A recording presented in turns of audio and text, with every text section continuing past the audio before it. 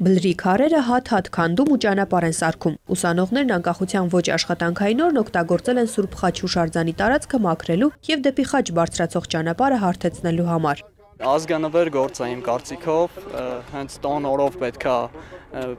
եւ չնայած որ աշխատանքային օր չի, բայց տոն օրերին կարելի է նաեւ որոշակի աշխատանք կատարել։ Սուրբ Խաչը Արարատին, Արագածին ու Արայի լեռանը նայող տառերի պուրակի հարևանությամբ հունիսից կանգուն այս երկաթե խաչն է։ 1712 առանձին խաչերից բաղկացած քառաթևը Նիգ Ապարան հայրենակցական միության նախաձեռնությամբ կանգնեցվել է Հայաստանում քրիստոնեության հռչակման 1712-րդ տարեդարձին ընդառաջ։ Գաղափարը արդեն մի քանի տարի կար,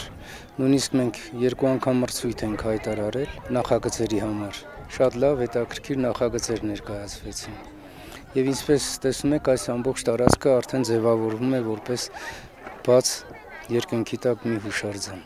Պատահական չէ նաև խաչի բարձրությունը 33 մետր, այդքան տևեց Քրիստոսի երկրային կյանքը։ Փոքրիկ խաչերը գլանաձև երկաթներից են պատրաստված, ասում են ուժեղ քամու ժամանակ երգեհոնային երաժշտության ձայն են հանում։ Քառաթև խաչի յուրաքանչյուր թևի տակ բաց մատուռ կա, մոմավառության համար է։ Խաչի բլրի ստորոտում աշխարհիկ եւ հոգեվոր արարողությունների համար փոքրիկ կառույց է։ Մի կողմում բացօթյա խորանն է, մյուսում միջոցառումների համար նախատեսված բեմը։ Կառույցը դեռ անավարտ է, բացումը նախատեսել էին մինչև անկախության տոնը, բայց հետաձգվեց։ Տոնը դարձավ շաբաթօրյակ։ 150 ուսանողներ այսօր կամավոր բարեկարգում էին տարածքը։ Ընդհանուր առմամբ ամբողջ տարածքը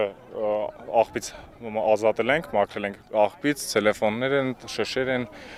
պոլիէթիլենային չգիտեմ ինչեր են։ Ճանապարհը մինչև Խաչ կբարեկարգվի, բայց չի ասֆալտապատվի։ Սուրբ Խաչը ուխտատեղի է, որտեղ պետք է ոտքով հասնել։ Բացումը նախատեսվում է հոկտեմբերի առաջին կեսին։ Դրանից հետո ամեն տարի երկաթե խաչին մեկ խաչ կավելանա, խորհրդանշելով քրիստոնյա Հայաստանի տարիքը։ Խաչը հատուկ լուսավորության շնորհիվ տեսանելի կլինի նաև գիշերը։ Ցոլնե Միքայելյան, Գևորգ Մանուկյան, ժամը լրատվական։